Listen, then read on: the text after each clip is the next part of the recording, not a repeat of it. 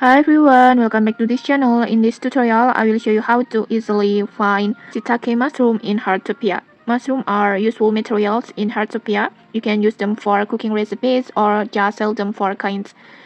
And one of the mushroom you can find is Shiitake mushroom.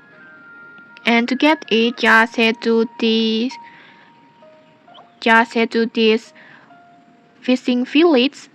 This one over here, this area. Just find it over here.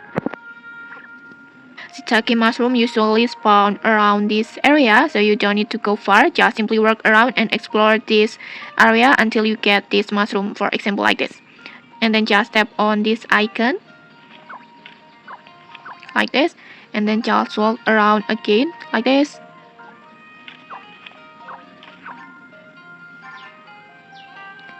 And then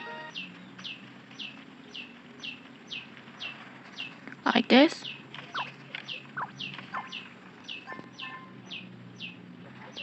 Just walk around and just simply pick up the mushroom. And okay, maybe that's it. If you found this helpful, don't forget to like, comment, and subscribe for more tutorials. Thanks for watching and see you.